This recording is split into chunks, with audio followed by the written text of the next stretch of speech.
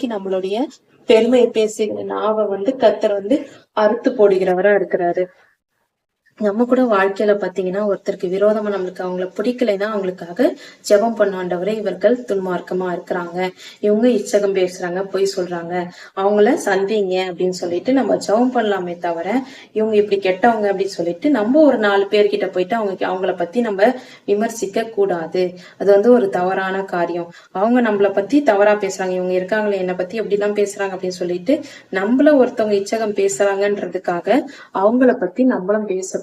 இது ஒரு தவறான காரியம். சங்கீதக்காரனாகிய தாவீது அவருடைய வாழ்க்கையில கற்றுக்கொண்டார். இச்சகம் பேசுகிற எல்லா உதடுகளுக்கும் பெருமை பேசுகிற எல்லா நாவுக்கும் ஒரு நாள் கர்த்தர் என்ன பலன் அளிக்க போறாருன்னு பாத்தீங்கன்னா அவர்கள் நாவெல்லாம் அறுத்து போடுகிறவரா இருக்கிறாரு அப்படின்னு சொல்லிட்டு சங்கீதக்காரனாகிய தாவீது சொல்றாரு.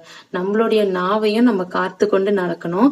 அதனால நாவையும் நம்மளுடைய பெருமை பேசுகிற வாயையும் நம்ம கர்த்தர் இடத்துல ஒப்பு கொடுத்து ஜெபிக்கணும். ஆண்டவரே ஒரு நாளும் நான் இச்சகம் பேசிவிடக்கூடாது, பொய் பேசிவிடக்கூடாது, மற்றவர்களுக்கு விரோதமா பெருமை என்ன நானே பெருமை பேசிக்க கூடாது, மற்றவர்களுக்கு விரோதமா இச்சகம் பேசிடக்கூடாதுன்னு சொல்லிட்டு ஒவ்வொரு நாளும் நம்ம நாவை கர்த்தரிடத்துல ஒப்பு கொடுத்து ஜெபிக்கணும்.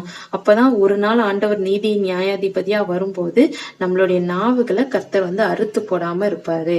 இது நம்மளுக்கு கிடைக்கிற இச்சகம் பேசுகிற பெருமை பேசுகிறவர்களுக்கு கிடைக்கிற தண்டனை என்னன்னா கர்த்தர் ஒரு நாள் அவங்க நாவையே அறுத்து போடுகிறவரா இருக்காரு.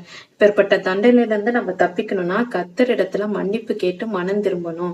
கர்த்தாவே என்னை மன்னிங்க, நான் இது வரைக்கும் ஒருவேளை இச்சகம் பேசியிருக்கேன், பெருமை பேசியிருக்கேன், மற்றவர்களுக்கு விரோதமா பொய் சொல்லியிருக்கேன் அப்படின்னா என்னை மன்னிங்க அப்படின்னு சொல்லிட்டு ஜெபிக்கணும். மன்னித்து கர்த்தர் நீதி நியாயாதிபதியா இருந்தாலும் நம்ம எப்போ நம்ம மனம் திரும்பி மன்னிப்பு கேட்கும் போது கர்த்தர் அதை மன்னிக்க வல்லவரா இருக்கிறார்.